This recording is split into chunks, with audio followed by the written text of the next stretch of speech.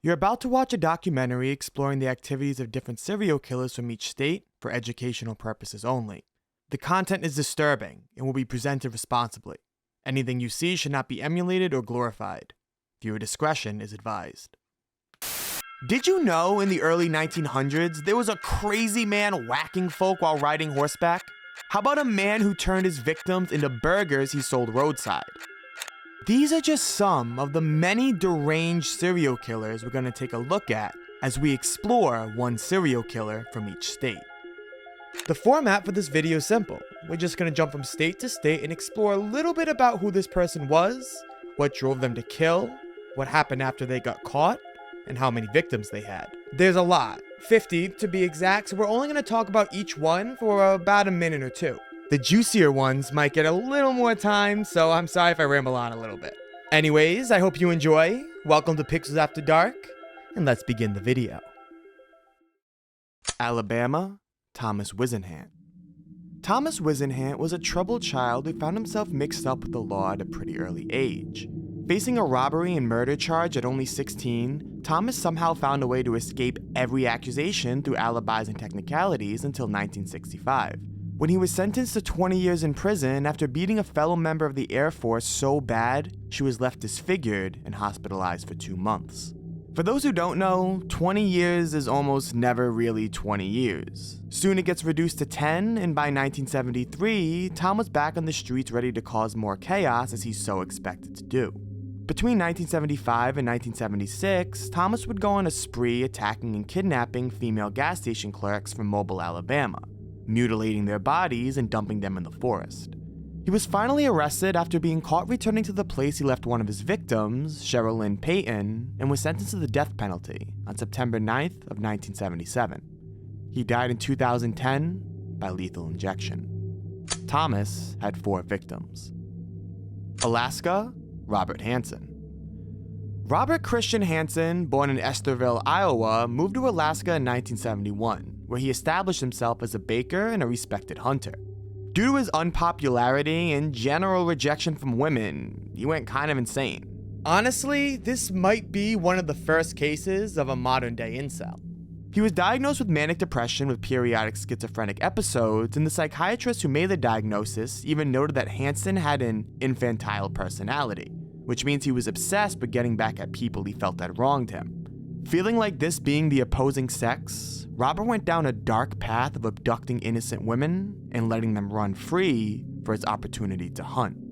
He would abduct them at gunpoint and assault them, often for days at a time, before driving them deep into the woods or an isolated area where he would release them as prey. He then proceeded to hunt and kill them before getting rid of their bodies deep in the woods. Robert had 17 victims. Arizona, Mark Godot. Infamously known as the Baseline Killer, Mark wreaked havoc in Phoenix, Arizona between 2005 and 2006. He snatched women off the street, often in broad daylight, and if they didn't give in to his sexual demands, he shot them in the head and left them tauntingly near where he had taken them in the first place. The criminal was often described wearing various disguises such as a Halloween mask, as well as attempting to impersonate a homeless man or drug addict.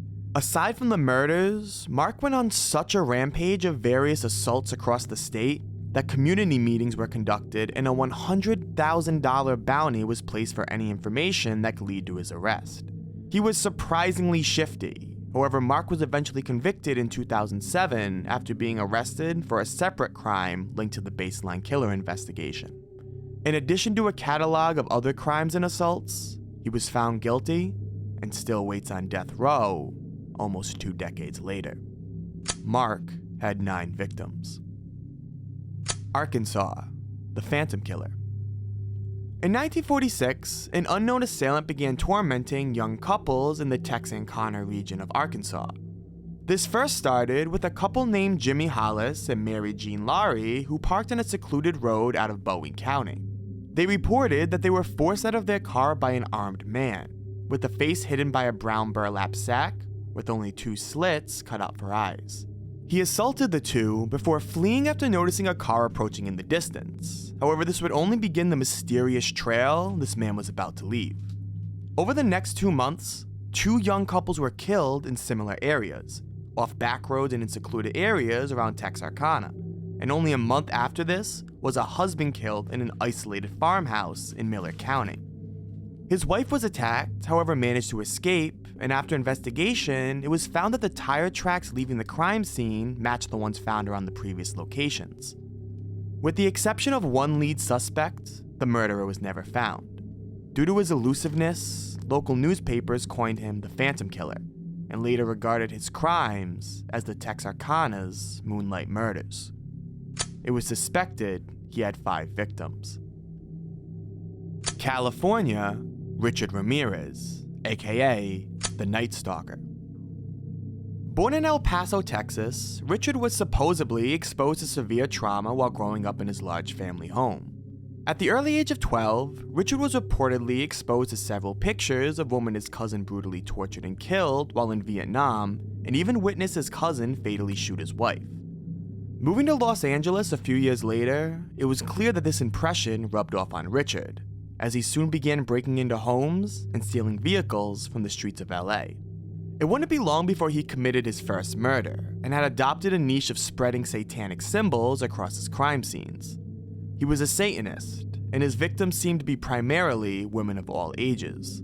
After a series of assaults and murders, Richard was coined the Night Stalker, and 6 days after his last known attack, was captured after a group of civilians viciously beat him while he was fleeing from the police. Fully embracing his satanic image, Richard even drew a pentagram on his palm while standing trial for his murders. Clearly showing no signs of remorse or regretful intent, the judge stated that Richard's cruelty, callousness, and viciousness was beyond any human understanding. He was sentenced to the death penalty, however died from cancer in 2019. Richard had 9 victims. Colorado, Scott Lee Kimball. Scott Lee Kimball actually began his criminal career as a con artist, becoming increasingly proficient in fraud and other blue-collar crimes. He made a living running multiple operations, some legit and others illegal. However, in an attempt to pass fraudulent checks while posing as his brother in Alaska, Scott was arrested and convicted of multiple crimes. During his time in federal prison, he convinced FBI agents to make him a federal informant, and actually aided in the arrest of multiple criminals throughout the country. He ended up befriending a cellmate's girlfriend, Jennifer, and together, she and Scott actually got the cellmate, her boyfriend, arrested for a murder-for-hire scheme, ultimately freeing Scott with little to no supervision as a reward for being an informant. However, after this, Scott must have had some vendetta against the world, because he would soon trade his pattern of blue-collar crimes for murders. Get this, so Scott proceeded to kill Jennifer, the cellmate's girlfriend he teamed up with, then the girlfriend of another cellmate he contacted after he got out, then his uncle, and finally the daughter of some girl he was dating at the time. He would even help search for this girl, despite already knowing her fate, and later married this woman without a single thought that he could possibly be the man responsible for her daughter's disappearance. They even honeymooned on a camping trip in Kremlin, Colorado, a place not far from her daughter's remains. Eventually, the skull of this daughter, Casey McLeod, was found along with enough evidence to convict Scott. He later confessed to all of his murders in a plea deal, however was still sentenced to 70 years in prison. Scott had 4 victims, although he claims there's dozens more. Connecticut, William Devin Howell. William Devin Howell roamed the streets of Connecticut in 2003 after driving a van he coined as his murdermobile. He would reportedly abduct and kill women in his van before burying their bodies in a garden behind West Farm Shopping Mall in West Hartford. He was eventually caught after his involvement in the murder of a woman named Nilsa Arizmendi, and after investigation of his van, found evidence of her blood deep within the carpet. They also found a collection of disturbing sexual videotapes between William and various women. However, not enough characteristics are shown to connect him to any of the victims. Starting with only a 15-year sentence, more and more charges would be brought to William as more remains were discovered. The most recent was actually found in 2015, when more remains were discovered at the same garden from a decade prior. These being of Marilyn Gonzalez, Malini Ruth Camillini, and even the remains of Nilsa Arizmendi, the one who kickstarted the entire capture. On November 17th of 2017, Howell was sentenced to 6 consecutive life sentences after pleading guilty to the murders of Cusack, Martinez, Menard, Gonzalez, Carmelini, and Roberts. William Howell had 7 victims. Delaware, Stephen Brian Pennell. Between 1987 and 1988, Stephen Brian Pennell targeted sex workers traveling along Route 40, using his electrician van as a means to pick them up. As the number of victims grew, investigators were initially stumped, with the only significant clue being blue carpet fibers found on the bodies. Renee Tashner, a female officer, decided to go undercover as a sex worker and roamed Route 40 in an attempt to catch the killer. She eventually noticed the same van driving back and forth on the route, passing Renee a total of 7 times in only 20 minutes. Eventually, when the road got more remote, the man stopped to see if she needed a ride. She refused, however, found exactly what she was looking for: blue carpet lining the floor of the vehicle. She reported that the man looked noticeably nervous, hardly even looking her in the eyes. He left, and the officer used the license plate to find that it belonged to Stephen Brian Pennell, a 31-year-old father and husband with no apparent criminal record. A search warrant allowed officers to arrest Stephen after finding various blood and hair samples matching his victims, as well as a torture kit featuring various chains and needles he likely used. Fun fact, Stephen Pennell was actually the first documented serial killer in Delaware history at this time, and after being arrested, was found guilty for 2 murders and given 2 life sentences. Stephen had 2 victims, however a few likely unconvicted murders pushes his number to 5. Florida, Daniel Rolling. In August of 1990, Daniel Rolling took to the Florida college town of Gainesville and terrorized the students of the University of Florida. Over the course of a few days, Daniel would break into apartments of young college girls to brutally assault and murder them. After, it was reported that Daniel found joy in positioning their bodies in various positions to create shock value, mutilating their bodies and finding creative ways to make the most grotesque crime scene he possibly could. It was oddly noted that most of the women he murdered shared similar characteristics to his mother. I'm sure there's no deep-rooted issues there. And after confessing to the murders, Daniel blamed his abusive childhood and mental illness as factors in his violent behavior. He was actually caught after a couple he confided in reported some disturbing confessions Stephen made around the time of the murders. He apparently told the 2 that he likes to stick knives into people and wants to go where the girls are beautiful and wishes to lay in the sun watching beautiful women all day. This tip eventually led authorities to a campsite Daniel was living in, where they found numerous objects related to murder cases and an audio diary that contained clues alluding to his crimes. In 1994, Daniel was sentenced to the death penalty and died from lethal injection 12 years later. Daniel had 8 victims. Georgia, Wayne Williams. On July 21st of 1979, a 14-year-old boy vanished in Atlanta. 4 days later, another teen went missing. Soon after, both were found dead, signaling the start of a harrowing period for the city. Over the next 22 months, 29 young African Americans were murdered in what became known as the Atlanta child murders. Many of these bodies were found in the Chattahoochee River, which led police to set up surveillance on a bridge that spanned across it. One day, they heard a loud splash, suggesting something had been thrown off it, and soon found Wayne Williams in the next automobile to leave the bridge. Police questioned Wayne, to which he said he was checking an address he needed to drop his sister off in a town over and left them his phone number. However, Wayne's number and his sister turned out to be fictitious. It would only take a few days to find Nathaniel Cater, a 27-year-old who was last seen with Wayne, found dead in that same river. A month later, Wayne was arrested for the murders of Cater and another victim named Jimmy Payne, who they connected to Wayne through hairs and fibers on the body that belonged to his home. They used the same method to connect Wayne to almost 20 of the children killed in the Atlanta child murders. Although never actually convicted of these, the murders stopped as soon as Wayne went to prison, all but confirming he had an active role in the disappearances of these children.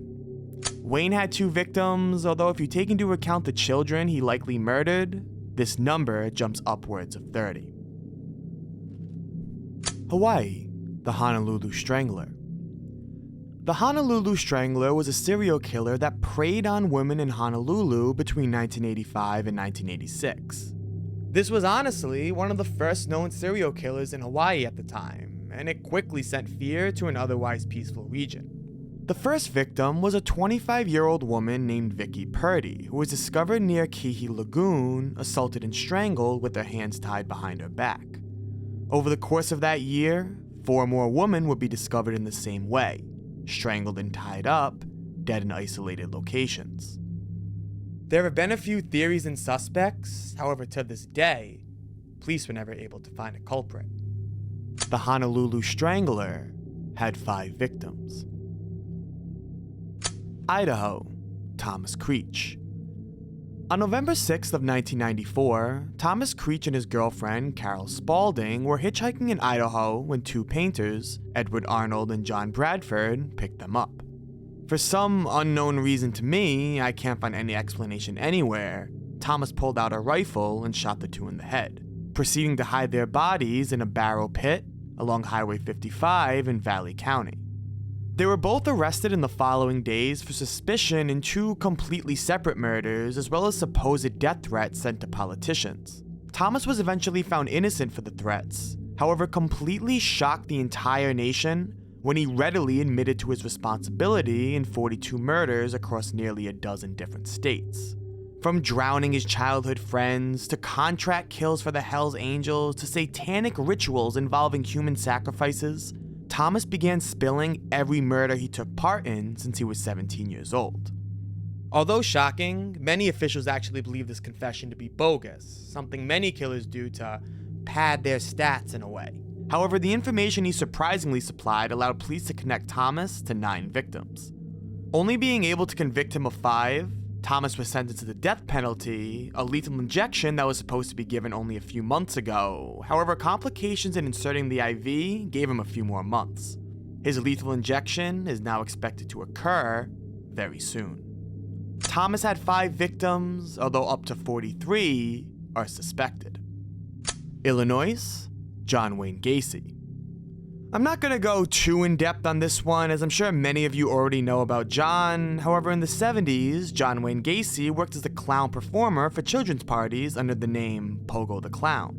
He spent his days entertaining children through comedic and ridiculous acts. However, at night, Gacy would proceed to enact a horror no one could possibly suspect. He would lure young men to his home with promises of work or other favors, only to then torture and strangle them. Most of his victims were buried in the crawl space beneath his house. However, some were disposed of in the Des Plaines River.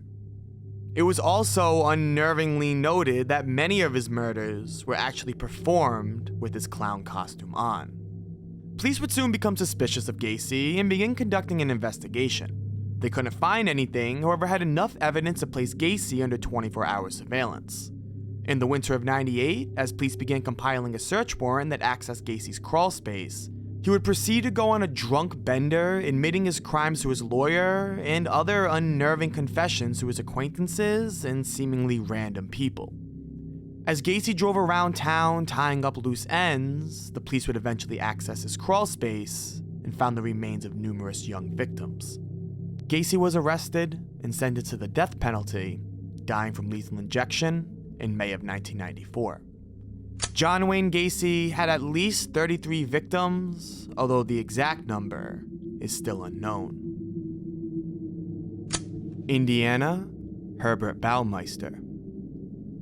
Known as the I-70 Strangler, Herbert preyed on young boys and adult men in Indiana between June of 1980 and October of 1991, dumping their bodies near Interstate 70.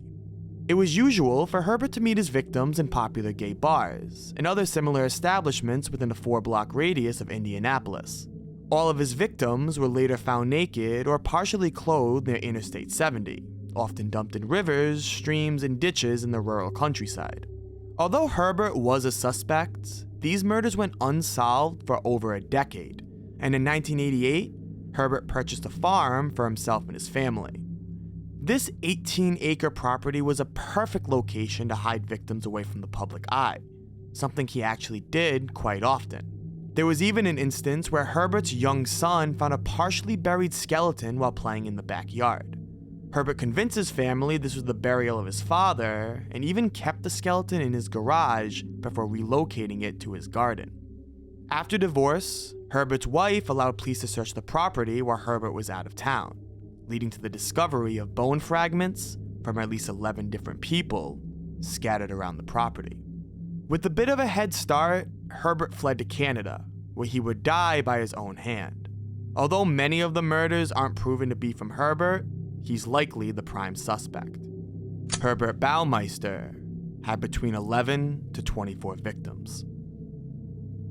Iowa, Gyno Gilbert Smith. Smith was a troubled ex-Marine who reportedly encountered problems wherever he went. He lived in Denver, then went to stepmother in Martinsburg, and due to complications not getting along with her, landed with his uncle, Andrew Macbeth, who lived nearby. Getting along a little better with them, Smith offered to take the Macbeth children to a dance, hanging around before mysteriously disappearing, not returning until midnight. A storm struck, and after they all got a quick bite to eat, they returned to a home casted in shadows. The power went out, and as the children searched for flashlights to investigate, they disturbingly stumbled across the corpses of their own parents. Before getting a chance to run, Gilbert shot 4 of the children, killing 3 and injuring 1. Patsy Macbeth, the only one to actually get away, ran from Smith all the way to her uncle's farmhouse, where police were eventually called, and Smith was found in hiding 4 days later. It was then discovered that Smith actually killed his own stepmother, Juanita Smith, before moving in with the Macbeths, a discovery that wasn't made until months after her disappearance. Smith later confessed to all of these crimes and was sentenced to life in prison, dying in 2005 due to heart complications. Gyno Smith had 6 victims. Kansas, Dennis Rader. From 1974 to 1991, Dennis inflicted a plague of torment across Wichita, Kansas. He stalked his victims, broke into their homes, bound them, tortured them, and then killed them.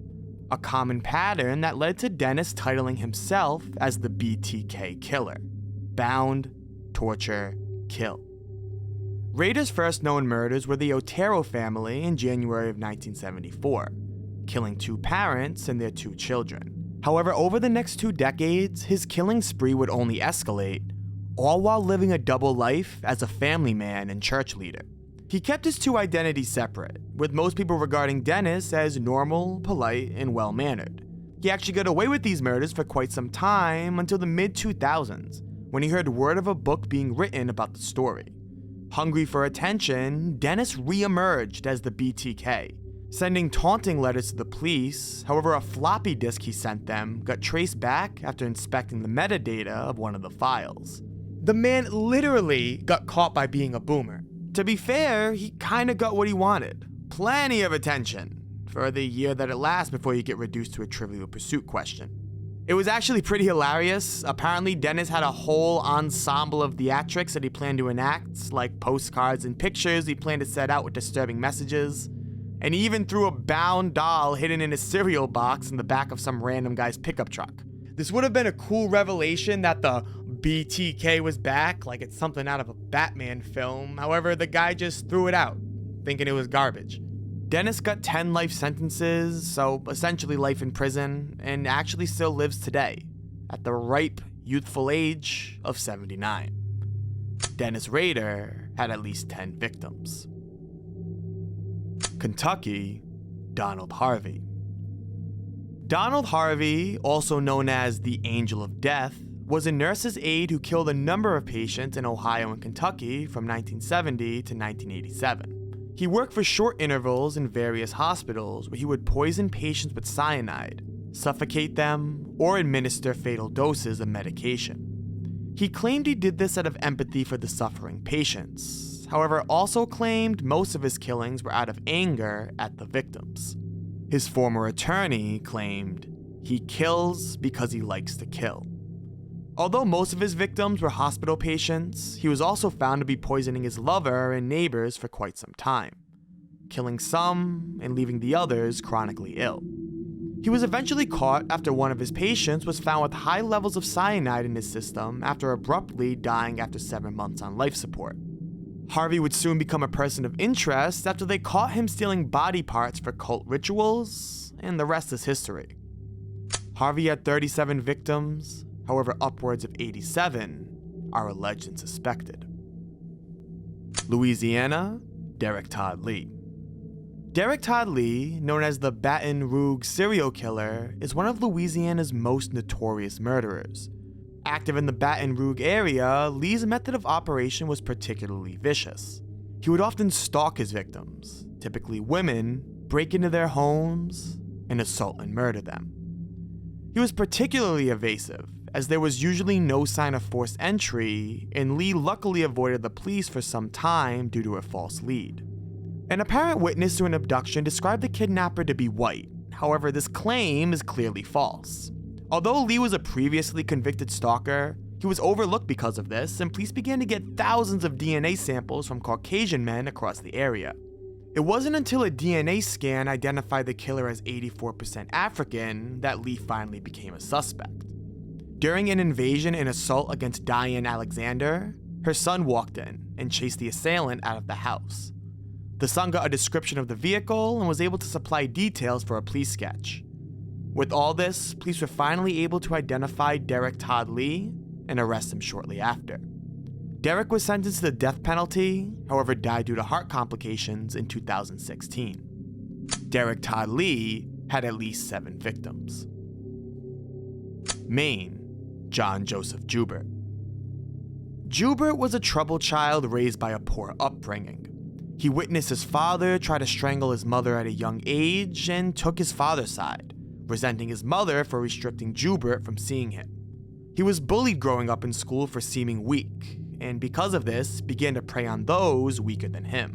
When he was 13, he stabbed a girl with a pencil, and after feeling joy from it, brought a razor blade to school the next day and slashed another girl he biked past. He found joy from this thrill of newfound dominance got from violence, and it eventually escalated to a point of no return. A 19-year-old Joubert would set out to kill young boys around Maine from 1982 to 1984. Typically found with stab wounds and bite marks dumped off in remote locations, the only lead was the mention that these boys felt they were being followed by a white man in a tan car. Ironically enough, Joubert was later found after a preschool teacher noticed a suspicious car driving around the area and took down the license plate. He apparently noticed the teacher writing down the license plate and threatened her. However, the teacher got away unharmed.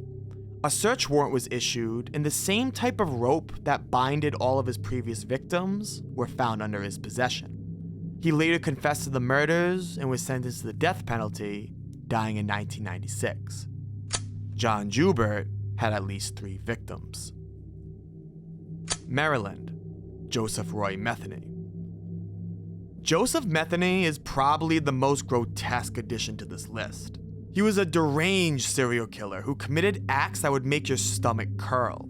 Starting in the mid-90s, Joseph found himself overcome by drug addiction and residing amongst the homeless and less fortunate residents of Maryland. He would lure victims into his trailer, typically through drugs or sex work, and brutally murder them, dismembering their bodies to mix with pork he then sold roadside as burgers. He was clearly mentally ill. He told police some sob story about how he was neglected as a child and got a heroin addiction from Vietnam. However, both of these proved to be false. He was highly delusional and highly psychotic, often revisiting the graves of his past victims. According to his mother, he actually had a pretty normal life with a casual upbringing, always polite and never mean to others. He was eventually caught after a victim escaped his trailer and ran to the police. He was arrested for this assault and sentenced to 50 years in prison. However, was given the death penalty only a year later after other murder charges would resurface. At his sentencing hearing, Metheny would go on to say, "The words 'I'm sorry' will never come out, for they would be a lie," and he committed these murders because he enjoyed it. In 2017, Metheny was found dead in his prison cell at the age of 62. He had between 5 to 15 victims. Massachusetts, the Boston Strangler. Between June of 1962 and January of 1964, a mysterious man haunted the alleys of Boston, Massachusetts, looking for unsuspecting women to assault and murder. Typically through strangulation, the man quickly became known as the Boston Strangler and struck fear throughout the city. Women would be found tied and dead in their beds, with no sign of forced entry. It was suspected that the Boston Strangler either knew who these women were or disguised himself as a service provider to be let in. It was determined that a single person was responsible for these crimes, and in 1964, a man by the name Albert DeSalvo was arrested and later confessed to everything. He was arrested after posing as a detective and entering a young woman's home, before assaulting her and tying her to her bed. However, at the usual point where he would strangle these women, Albert suddenly left, only saying, "I'm sorry." Albert received life in prison. However, many people are skeptical of whether he was truly the sole assailant in these murders. The only physical evidence to support his claims came from the last known victim, Mary Sullivan. However, this wasn't even determined until 2013. For the longest time, there was nothing but Albert's confession that tied him to the case. There's a big defense that Albert lied and simply just wanted attention. However, with evidence linking him to at least one case in 2013, I'd like to imagine that this was the guy. The Boston Strangler had 13 victims. Michigan, Benjamin Atkins. Born in Detroit, Benjamin Atkins was abandoned by his parents at an early age and was left in a terrible orphanage, where he was subject to assault and sexual harassment. He eventually escaped and reunited with his mother, until one day, he figured out she was a sex worker. Disgusted, he left and lived a life on the streets, developing a drug addiction fueled on low-income jobs. It wasn't long before young sex workers and drug addicts would pop up across Michigan, defiled and decomposed. Atkins was stated that he developed a hatred for prostitutes after watching his mother.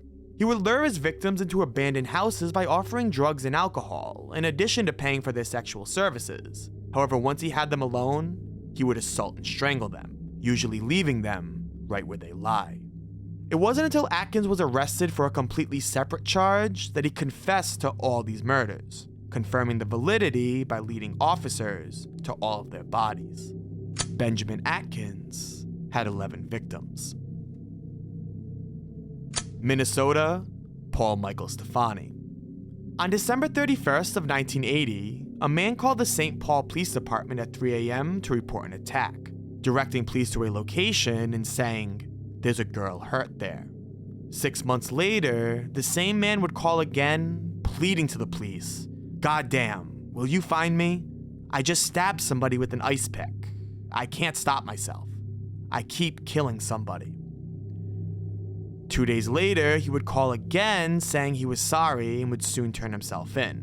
And 1 week later, he would again call, this time in a whimpering voice, saying, "I'm sorry for what I did." This was Paul Stefani, and he soon became known as the weepy-voiced killer. Stefani would continue to murder and report his guilt to the police until 1982.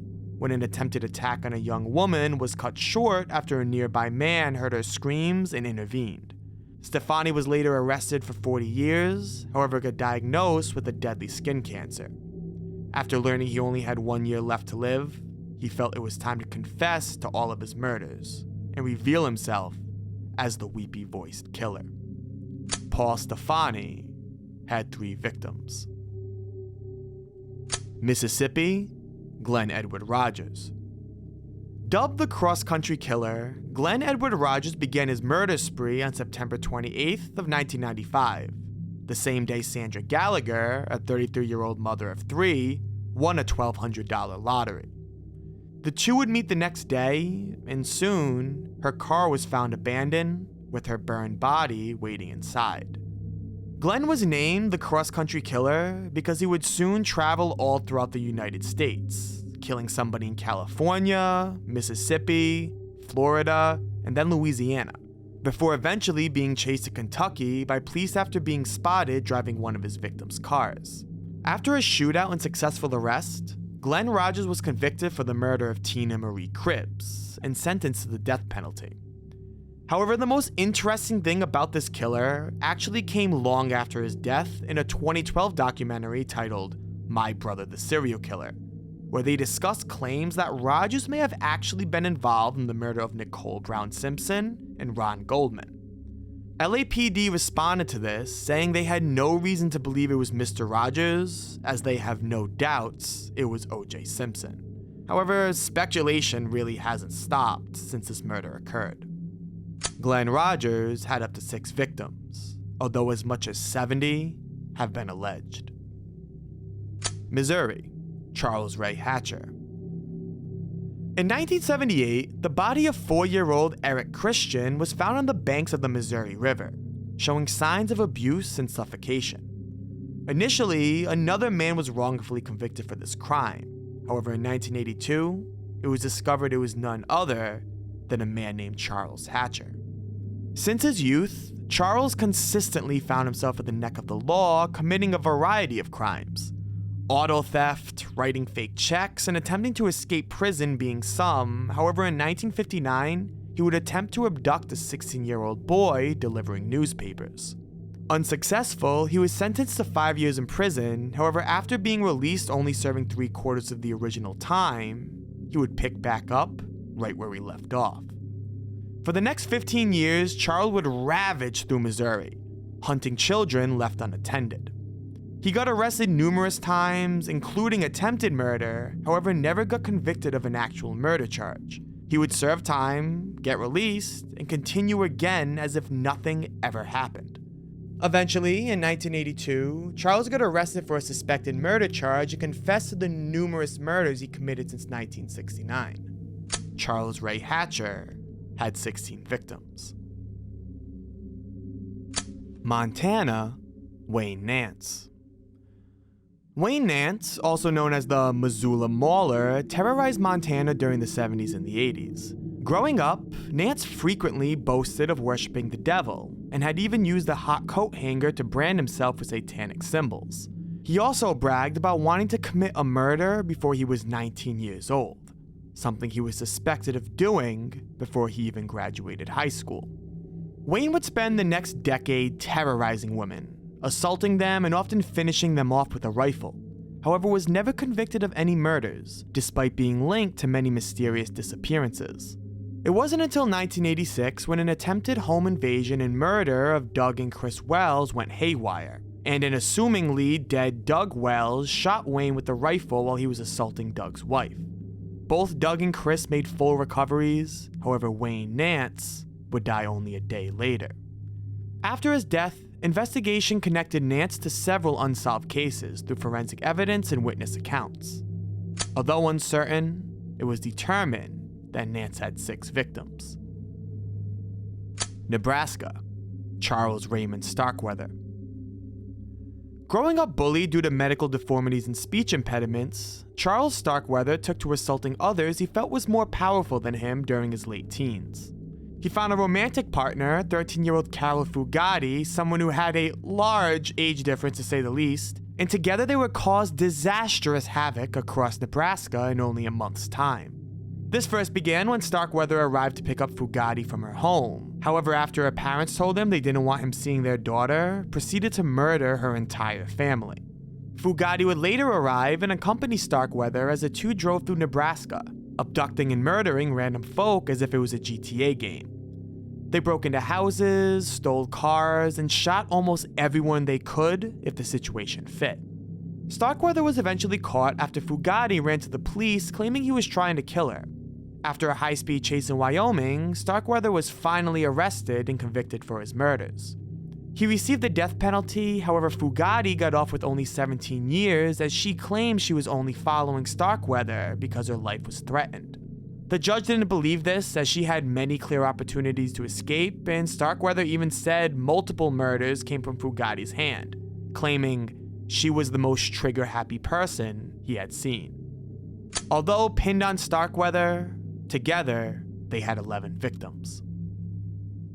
Nevada, Carol Cole. From 1947 to 1980, Carol Cole stalked bars in Nevada, Texas, and Wyoming, hunting women across these states who reminded him of his abusive mother. Similar to many serial killers on this list, he targeted vulnerable women, often sex workers, and met them at bars to only strangle them after assaulting them. He jumped between many different mental hospitals all his life, with his last doctor even stating he was afraid of the female figure and couldn't have intercourse unless he killed them first. This diagnosis was regretfully pushed aside. Cole was a frequent suspect in many investigations, however was ruled innocent by some reason or another. He was actually about to get away with another murder, however in the hours before he was set to be let go, confessed to 3 of his past murders. After conviction, he would learn that his mother finally died, and seemed to release a vault of repressed guilt. He confessed to many more murders he committed in the past, and as a result, received the death penalty. His last words before leaving the courtroom were, "Thanks, Judge." Carol Cole was convicted of 5 murders, although claimed to have up to 35. New Hampshire, Terry Peter Rasmussen. In November of 1985, 2 brothers discovered a barrel in Bear Brook State Park containing the remains of a woman and a child. 15 years later, another barrel was found with the remains of 2 more young girls. Then, in 2002, a man named Curtis Kimball was arrested for murdering his girlfriend. However, it was unexpectedly discovered that the DNA gathered from that crime scene matched the ones from Bear Brook Park.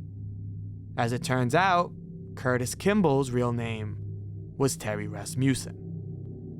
It was discovered that Rasmussen was a monstrous serial killer who had been using a lengthy list of aliases to evade the law for some decades.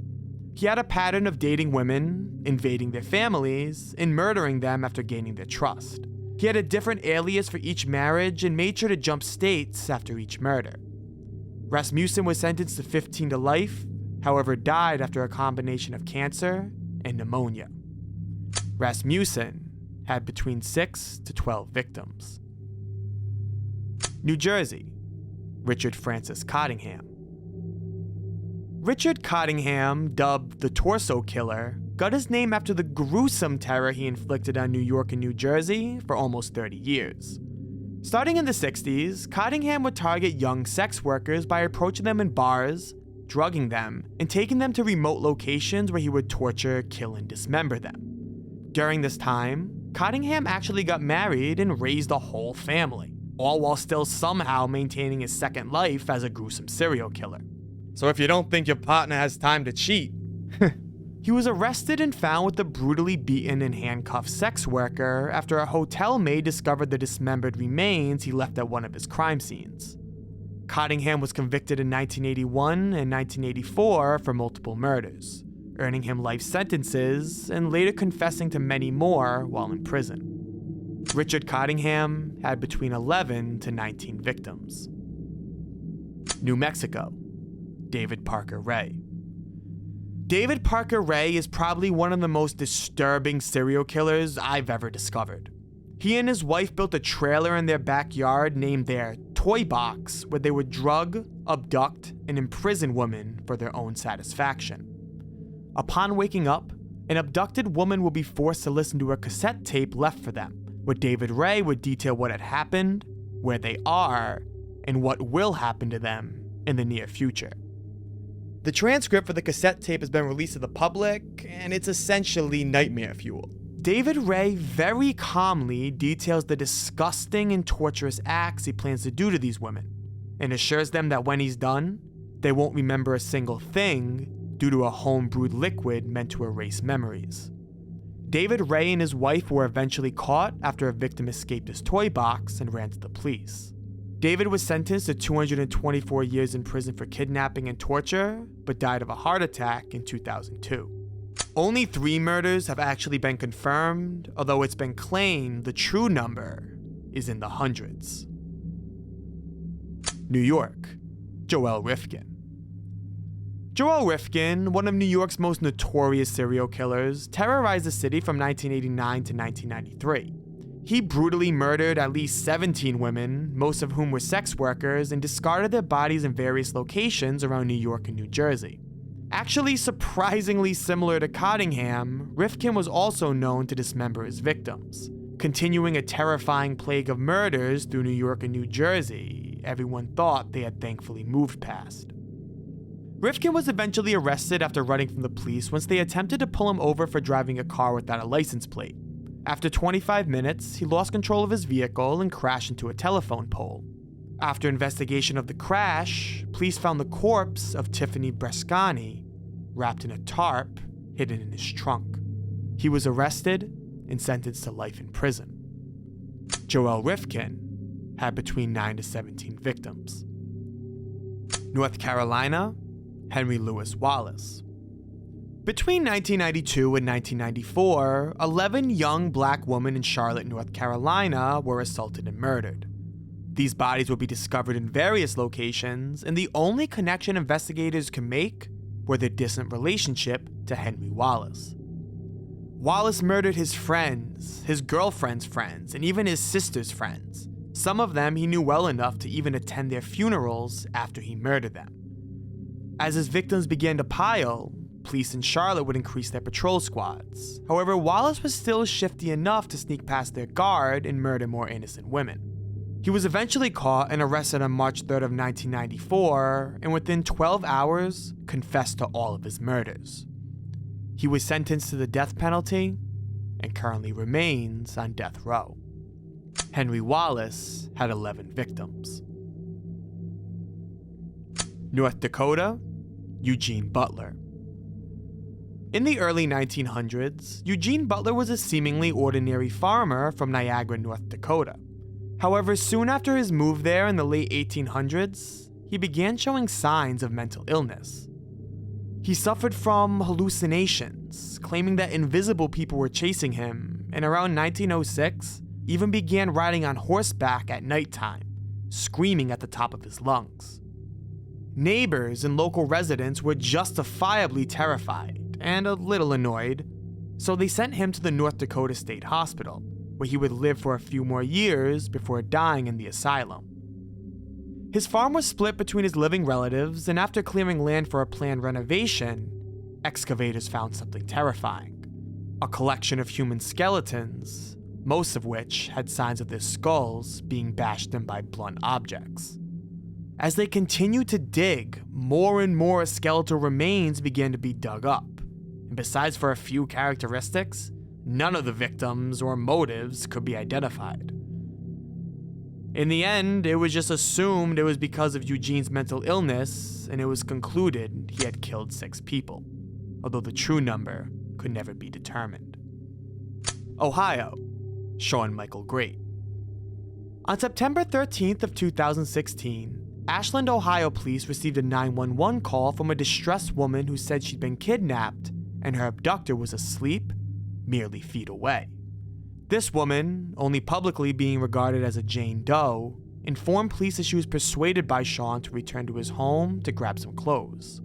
However, once arriving, would quickly change his demeanor and inform her she could never leave. Bound and tortured for the next few days, police would respond to the call and arrive to find something disgusting: the trash of a serial hoarder littering the floors, only made worse by the discovery of several rotting bodies scattered throughout the property. Shawn Great was arrested on the spot and later confessed to killing 5 women.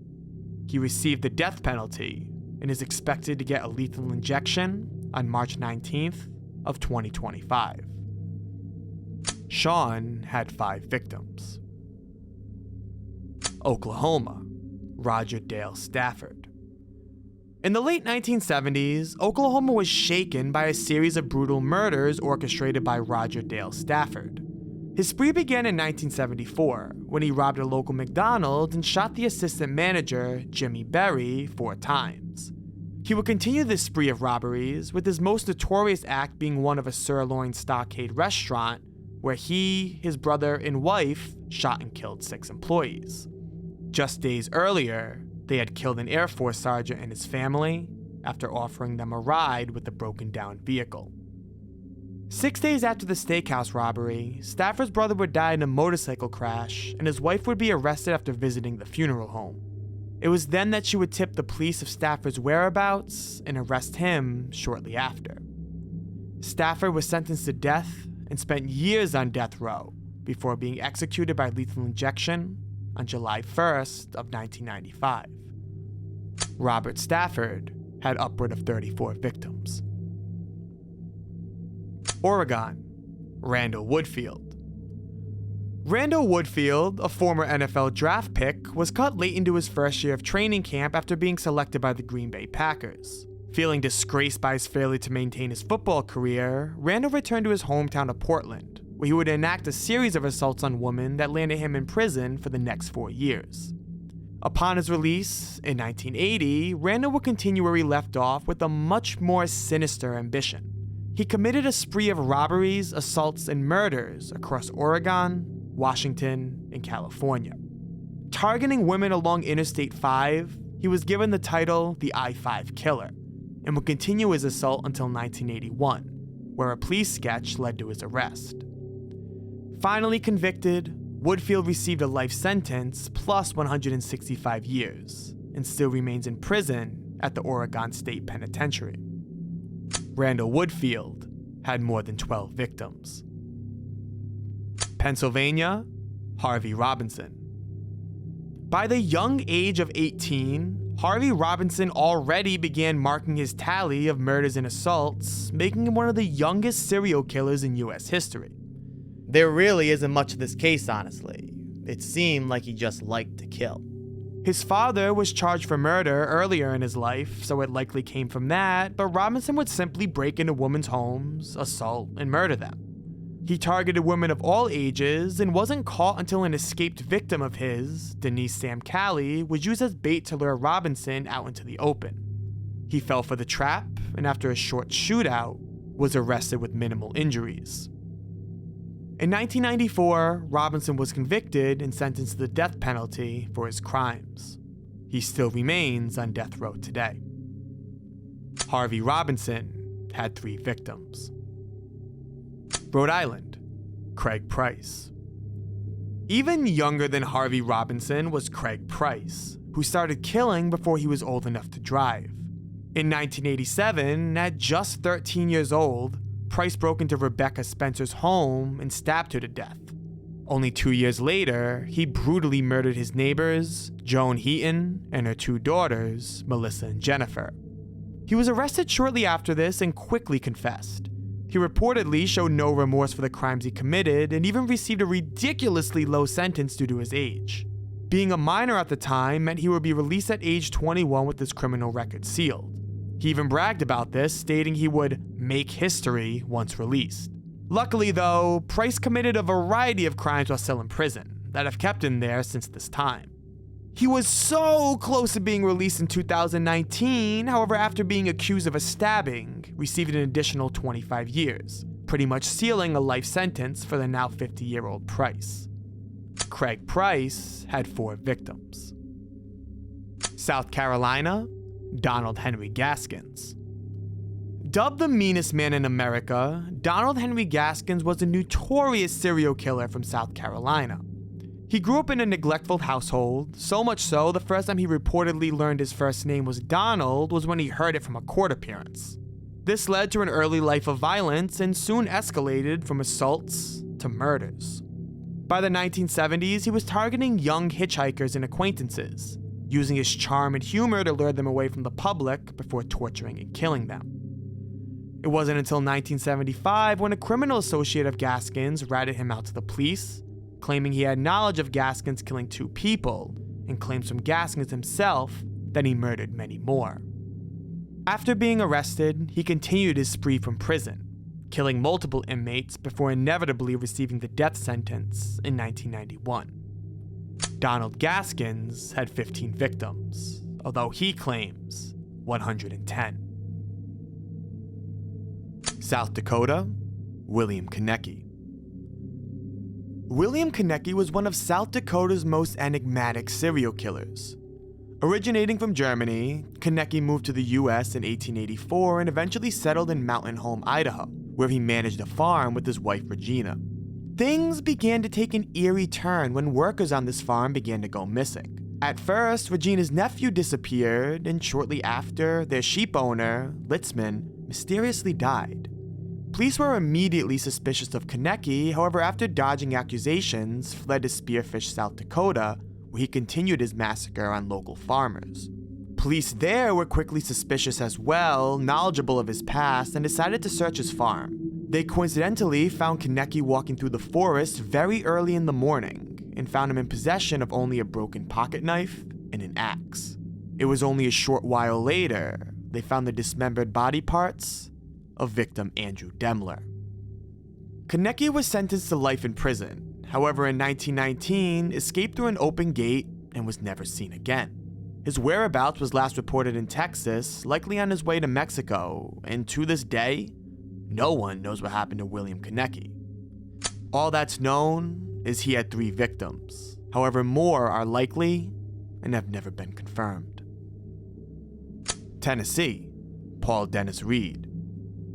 Paul Dennis Reed, an aspiring country singer, moved to Nashville in the early 90s in an attempt to live out his dream. When that fell through, he took a job as a dishwasher at a fast food restaurant, and after he got fired from there, turned to a life of violence. I don't know if this was because he felt he knew the business well from working there, or just had a lot of repressed anger from his failure as a country singer, but he took the firing from his dishwashing job very seriously. He began robbing and murdering employees from various fast food chains across Tennessee. From McDonald's to Baskin-Robbins, Reed would find a way to get close to the employees during closing hours and murder them, eventually being coined as the fast food killer.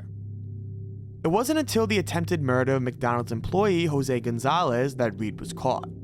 Gonzalez managed to trick Reed into thinking he was dead, and after he left, called the police. Reed was eventually arrested and received numerous life sentences, and eventually the death penalty, although complications in the early 2000s prevented this from happening. Reed later died in 2013 from pneumonia and heart failure. Paul Reed had 7 victims. Texas, Janine Jones. In October of 1981, after finishing her overnight nursing shift at Bexar County Hospital in San Antonio, a nurse informed her boss that too many babies were dying during the 3 to 11 evening shift. The sole nurse responsible for this shift was Janine Jones. An investigation was held, and it was determined that between May and December of 1981, there were 10 infants who had died after sudden and unexplained complications, with Jones present during each passing. Suspicion began to rise, so she left the Bexar County Hospital and found a new job at a pediatric clinic in Kerrville. Within only a month, 7 children suffered medical emergencies, and it was discovered that Jones was poisoning young children, using the drugs they had in office.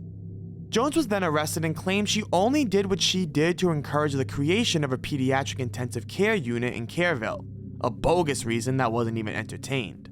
Despite getting a 99-year sentence, Jones was only charged for 2 murders. This was because hospital officials allegedly misplaced and destroyed records of Jones's activity, likely a way to avoid being sued by the victims' families. She's currently 74 and will be eligible for parole around 2035. Janine Jones only had 2 confirmed victims, although as much as 60 is suspected. Utah, Arthur Gary Bishop.